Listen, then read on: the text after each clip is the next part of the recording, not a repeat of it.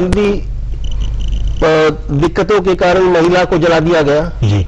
आजकल वैसी वारदातें पढ़ने को कम मिलती हैं। कई बार या ज्यादातर एक न्यायिक समस्या ना होकर के सामाजिक समस्या ज्यादा है। सामाजिक समस्या है, सामाजिक समस्या होने के कारण ही समस्या न्याय की ओर जाती है, न्यायालय में जाती है जी। और सामाजिक तौर पे इसको जूझने का, सामाजिक तौर पे इस समस्या का समाधान ढूंढने का प्रयास करना चाहिए जी। छोटी जगहों पे, गांव में पंचायतों को जी अधिकार देने चाहिए जी कि जहां पर भी किसी भी परिवार में अगर किसी महिला के साथ बुराई हो रही है जी, तो पंचायत अपने आप से जो है दखल दे जी और वहां पे उस कुरीति को, उस अत्याचार को रोके। अच्छा।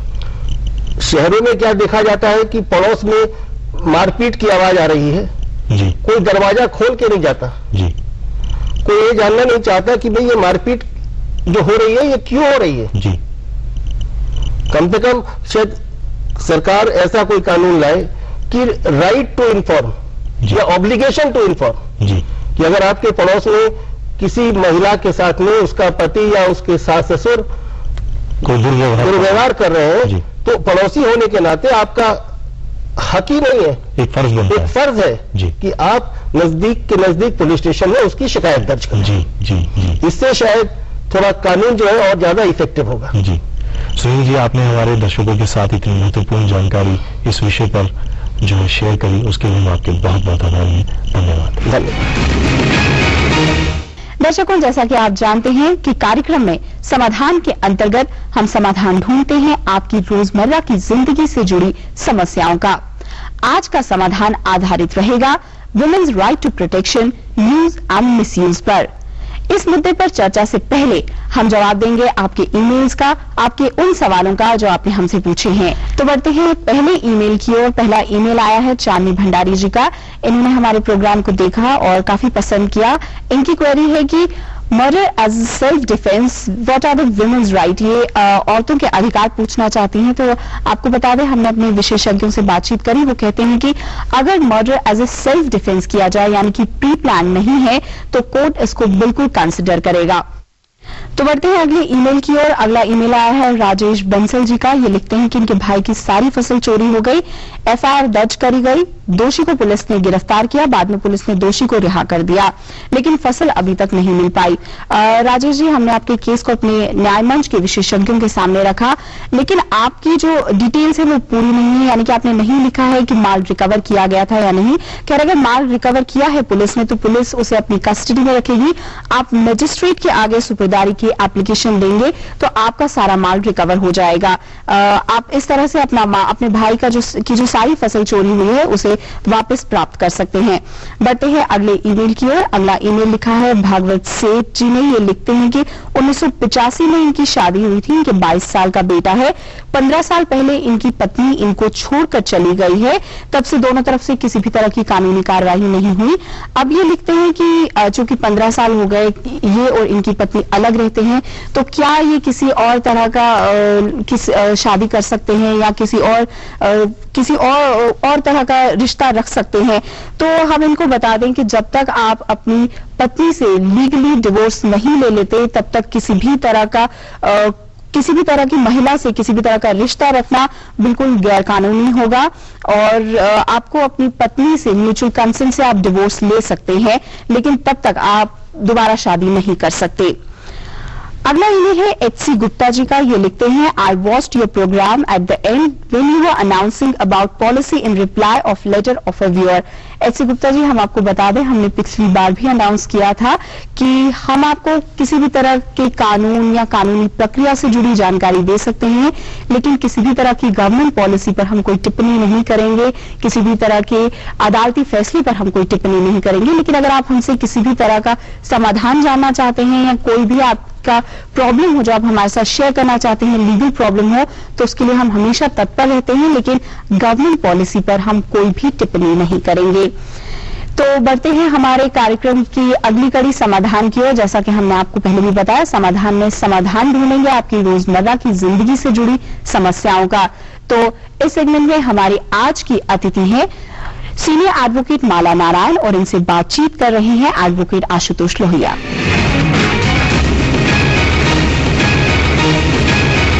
माला जी, आपका हमारे स्टूडियो में बहुत बहुत स्वागत है। Thank you. माला जी, आमतौर पर लोगों के बीच में धारणा है, एक रोष है कि महिलाओं के संबंधी जो कानून, दहेज उत्पीड़न से बचाने के लिए उनके लिए कानून है, उनका दुरुपयोग हो रहा है। क्या आप इससे सहमत हैं? देखिए, आज का जो सिचुएशन है उसमें कोई शंका नहीं है कि दुरुपयोग ज्यादा हो रहा है जी। अगर आपको किसी को हैरेस करना है तो आप सीधे 498A में अपनी पिटीशन लगा देते हैं, कंप्लेंट लगा देते हैं।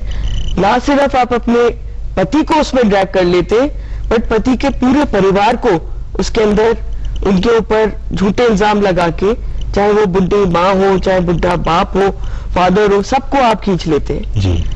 प्राइमरीली उसका इंटेंशन यही है कि आप इतना इनको हैरेस करें कि जो भी कुछ आपकी डिमांड है वो पूरी हो जाए जी। इसमें डिमांड्स भी इतनी ज्यादा हो गई हैं कि उसको कंट्रोल करना भी मुश्किल हो गया। अभी रिसेंटली हमने एक केस किया था जिसमें 10.5 करोड़ लड़की ले गई। अच्छा। उसको इंडिया आना था और डाइवोर्स के लिए पिटीशन फाइल करनी थी, उसने वो नहीं किया जी। वो 498A में उसने कंप्लेंट फाइल करी पुलिस में। हम लोग के पास नोटिस आया जी। कि जी आपने लड़की से एक एयर कंडीशनर लिया और उसके फादर से आपने जबरदस्ती ताज में शादी करवाई। अच्छा।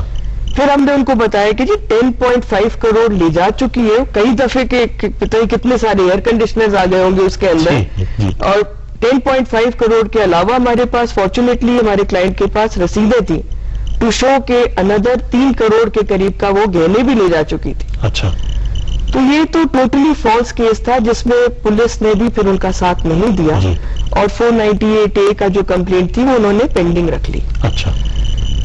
अब दूसरा इंस्टेंस ऐसा है कि अभी केस चल रहा है, उसमें डिमांड 12 करोड़ की आई है जी।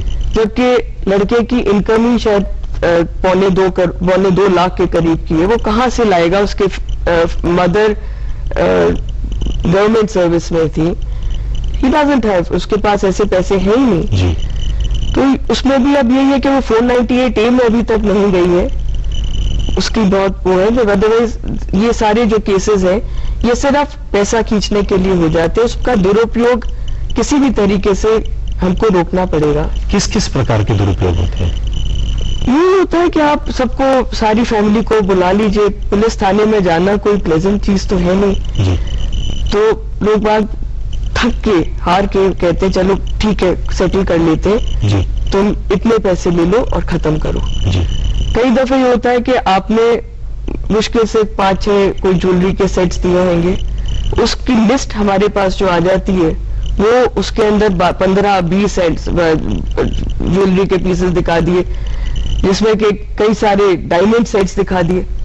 अब आप उसमें, अब तो कोर्ट भी इसमें इस बात से सहमत है कि इसको देखना पड़ेगा कि ये इसने आदमी ने अगर 3 सेट्स डायमंड्स के लिख दिए हैं जी।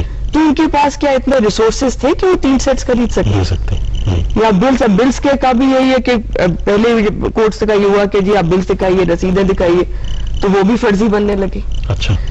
तो अब ये है कि रसीदों के अलावा अब कोर्ट ये भी कहता है कि रिसोर्सेज भी देखिए, ठीक है। रिसोर्सेज देखिए कि इनके पास क्या रिसोर्सेज हैं कि नहीं है। लेटेस्ट जो जजमेंट्स आई है उसमें ये हुआ है कि 498A में कन्विक्शन